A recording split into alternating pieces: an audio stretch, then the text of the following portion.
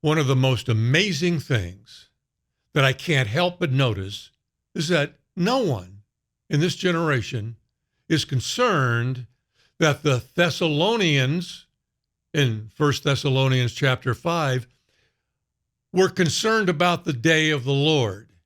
And we aren't in this generation. Certainly no pastor or theologian spends time pondering, now, why were first century Christians concerned about the day of the Lord and we aren't? Do they think that maybe the day of the Lord happened between then and now? Well, not unless they're a preterist. Is your pastor a preterist? If so, what are you doing in that church? That's crazy. No, your pastor probably isn't a preterist. He's a futurist, just like you are and just like I am. But they're not concerned that the Thessalonians were watching for the day of the Lord. You know why? Because in seminary, they're taught, actually, the Thessalonians weren't concerned about the day of the Lord. That's not what's going on there. You see, Paul isn't telling them to stay awake for the day of the Lord so that it would surprise them. No. He's not saying that at all. He's not telling them to keep the armor of God on so that they will be ready for the day of the Lord. No. He's telling them because they're children of light, not darkness, they don't have to worry about the day of the Lord. That's a judgment day. It has nothing to do with them. Even though in 2 Thessalonians, the Thessalonians received this fraudulent letter pretending to be from Paul, telling them that the day of the Lord had come or was about to come. And it was causing excitement in the church over that letter. And the hireling of Satan who wrote that letter knew they would be susceptible to it because he knew they were watching for the day of the Lord. What's Paul's reaction to that letter? Does he say to them, oh my goodness, here we go again with the day of the Lord. Will you listen to me? It's not for you. No. He says, wait.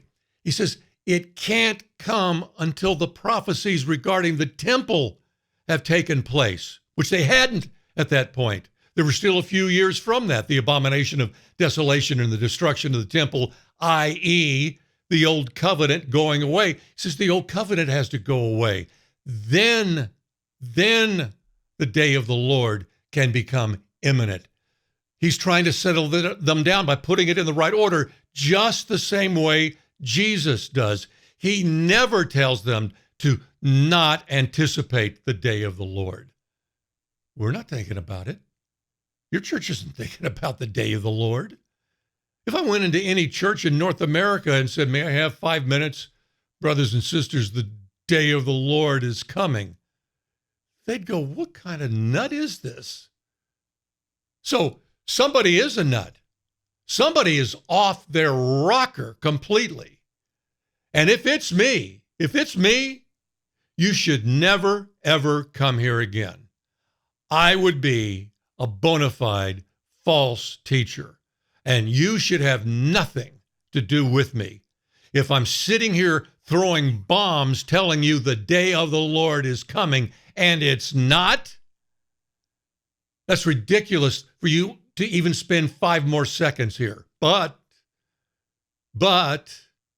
if the day of the Lord is coming, and it is, then they're the ones that are wrong.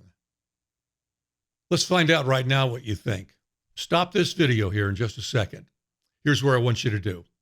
Go to 1 Thessalonians 4, starting with verse 15, and read Paul's description of the rapture. So give you a run up to chapter 5. And notice he doesn't mention the timing of it, but at the start of chapter 5, he does. Read verses 1 through 11, additionally in chapter 5. And then you decide who's out of their mind. If you say it's me, fine. Don't come back. There's no reason for you to. Do not even finish this video.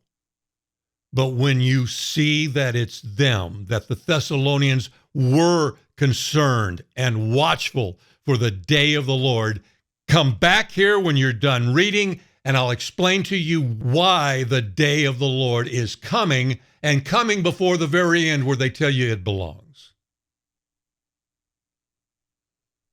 Anybody should be able to see that the Thessalonians were aware of and anticipating a day of the Lord coming. Now, there is a day of the Lord coming at the very end, but there's one coming in our age.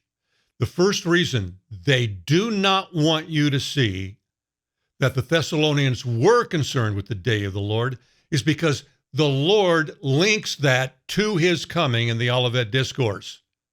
Immediately after the tribulation of those days, he's talking about the times of the Gentiles, the sun will be darkened and the moon will not give its light. That's day of the Lord verbiage. Then he says, and the stars will fall from heaven and the powers of the heavens will be shaken. That's war in heaven.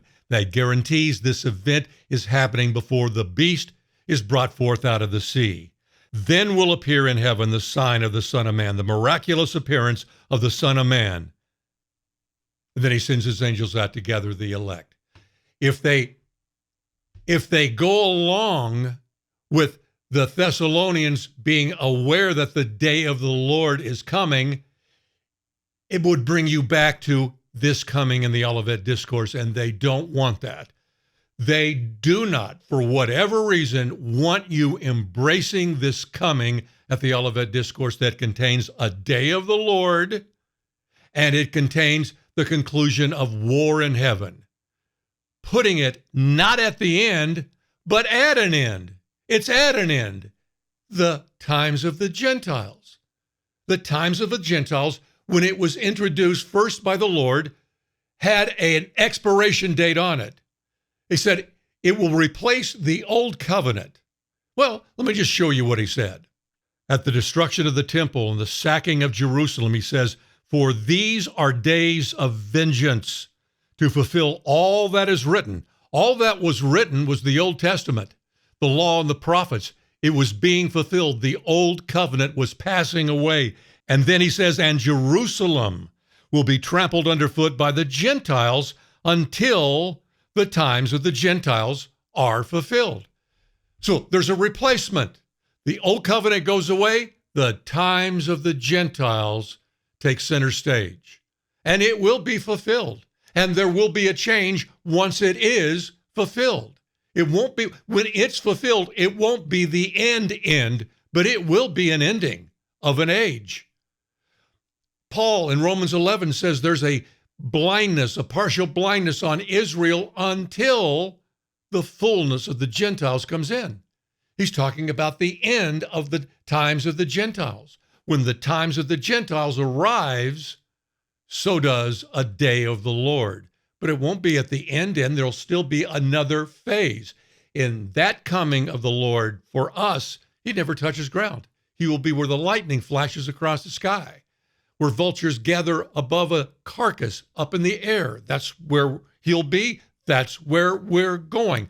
They don't want you to see this. The sixth seal, that's exactly in the book of Revelation what we're talking about here in the Olivet Discourse, the Lord's coming. Notice again, a day of the Lord.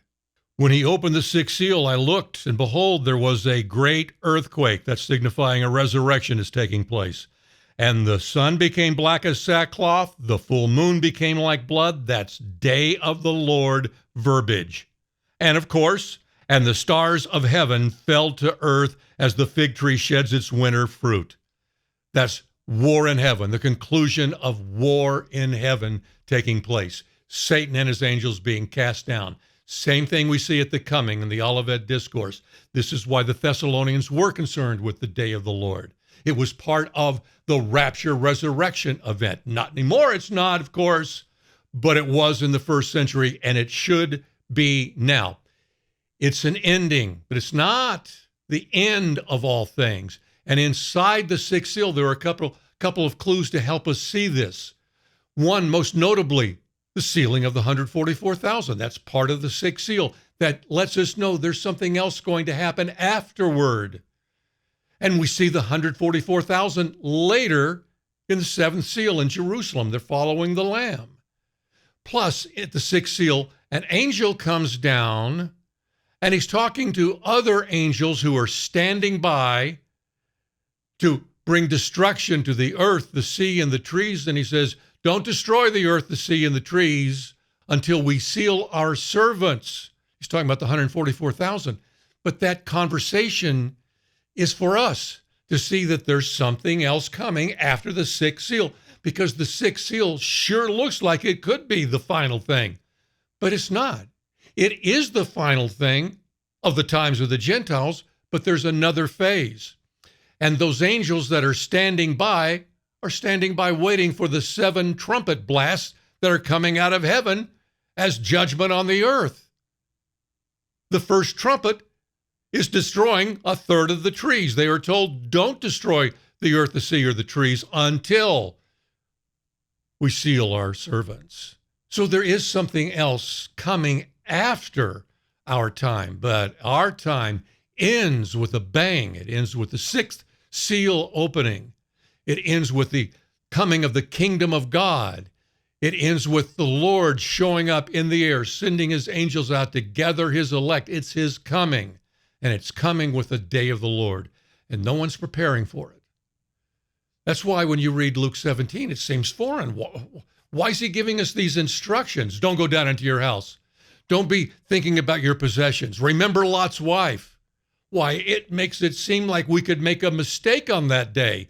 Darn right we could. But we're not paying any attention to him and his instructions. A day of the Lord is coming. That's why he says, watch always for it. Stay ready always for it, and pray. Pray for strength. Crying out loud, you're going to find yourself at the start of a day of the Lord, and he wants you to act like you knew it was coming. The earth isn't going to act that way. They are not going to be expecting it. That's what Paul tells them. That's the difference between the world and the Thessalonians. The world is not paying attention. They are going to be caught flat-footed. He said, but you're watching. You're not going to be. You're not going to be. That's the difference between children of light and children of darkness. And he says, encourage one another with these words. You're ready for the day of the Lord. The Thessalonians were. We, on the other hand, are not, because the church is setting us up to fail. Why they are doing it, I'm not completely sure. Are they doing it? They absolutely are. They're leading us into a day of the Lord, and 99-point-something% of all Christians in the world are clueless as to what is coming because they don't read what's in front of them. And the reason they don't read what's in front of them is because the leader of their church is telling them not to. It's not for you. Don't even worry about it. What a joke. This is exactly why we didn't see the signs, because the church was not paying attention. You may wonder, why do we see the conclusion of war in heaven in both chapter 12 and in the 6th seal? I'll talk about that next time, and we will talk about the signs next time. But I want to leave you with this. Back in chapter 12 of Revelation, there are 2 places for Christians. One is in heaven, where the elders are saying, and they overcame or conquered or were victorious over Satan by the blood of the Lamb and by the word of their testimony. They're in heaven. Christians in heaven. They overcame. First time that word, nikao, is ever used in past tense. Those Christians, us, hopefully all of us, will be in heaven and will be part of that group who overcame because we were listening to the Lord. Now the camera, the spiritual camera, pans back down to earth where Satan is freshly been thrown down to. And he wants to go after the rest of her seed, the woman that he hates. The rest of her seed, those who are Christians. They keep the commandments and the testimony of Jesus. They're Christians, but they're still on earth because they got the door slammed in their face because they were not ready. The rest of her seed, it says. That Greek word, take a look at what it means. left behind. They were part of a bigger group, but they didn't go with that bigger group. They were left behind. Those are the two places that we will end up on the coming of the day of the Lord. If you're ready, you'll be in that group in heaven, and there'll be celebration, and you'll be told you overcame, you conquered. If you're here and you're not supposed to be here, Satan is going to bring forth the beast for the exact purpose of killing you. And he is given authority over the saints. Do not let them lead you into this slaughter. They are setting us up to fail.